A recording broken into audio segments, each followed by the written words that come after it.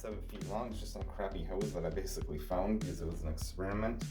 And of course, you know, you sit on it and it goes underneath, you know, and sprays up and you don't get nothing gets wet. So, you know, like you turn it on, of course, turn it on however much you want. Turns on and off with this needle valve. I like to put a mark right here, just so then you know exactly where right in the middle is. So you go right in the middle there, and then you just want to, so you need a needle valve, some type of end thing.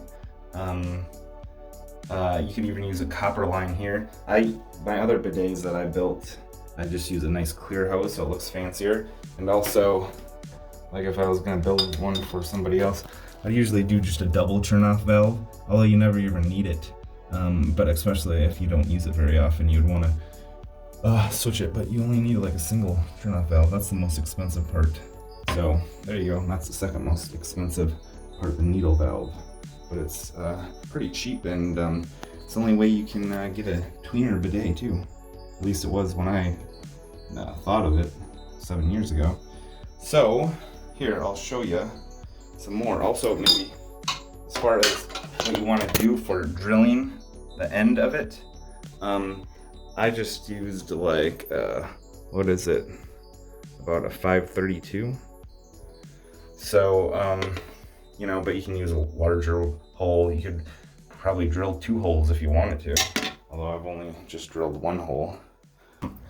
You could use this just for the attachment to where the toilet goes. You don't need it anywhere else really. But here's the double turn-off valve then.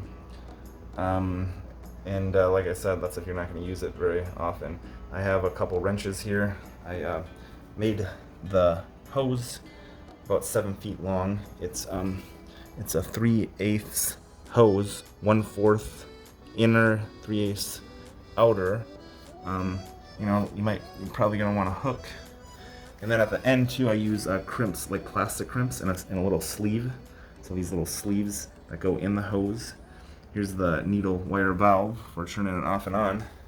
And I haven't cut the size yet, but I'll cut the size and maybe put a little mark for where like the toilet bowl is.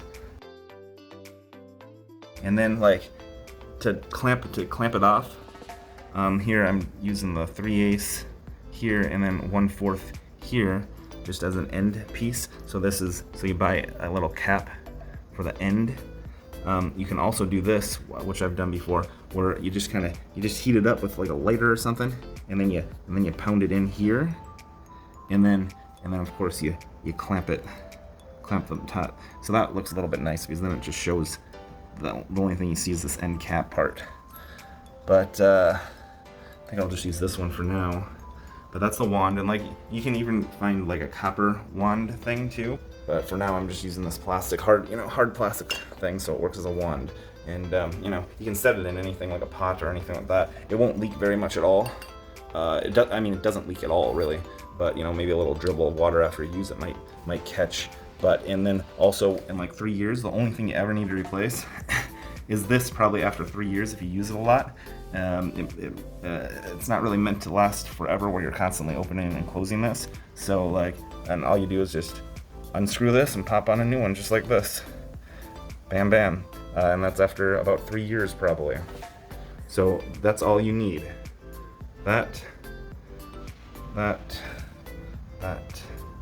and now let's get it built, huh? Oh, also, when you cut it, you can cut it with anything, but I just happen to have a miter saw, so I get a nice clean cut. But you could just snap it with a wire cutter or something too. You need this, it's called a 3/8 needle valve. So for the end cap, you can use 3/8, like this is 3/8 to 3/8 end.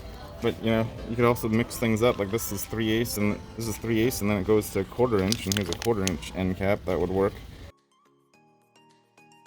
Alright, well this is all screwed in and ready to hook up. Of course, before you install your bidet, you want to turn off the water to the house. You might want to put a cup underneath while you unscrew things. Then don't make the mistake of trying to crank off this part, because that part stays.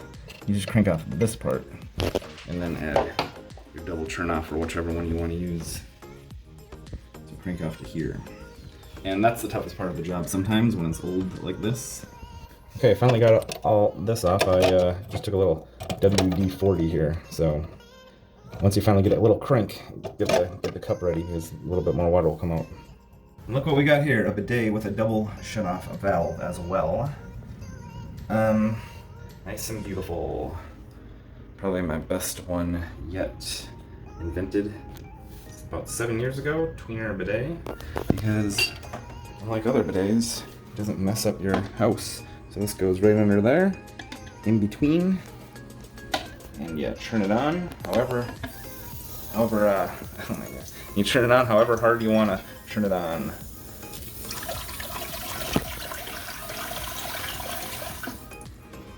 So now, this is much cleaner. You'll never get any hemorrhoids, which is caused by wiping. You're saving the environment, and you're saving yourself money. How much you spend on toilet paper. And look at all the people that go out on buying sprees of toilet paper. Anyways, you don't need to do that. And for those who, I'm in a warm weather climate, so it's always warm, but even I've used this in cold weather climates where the water is more cold, and that particular spot that you spray, that particular spot, it's not sensitive to cold at all. I mean, it totally feels good. It's never too cold, even in cold weather climates. So this is the way to go. Get yourself cleaning the right way.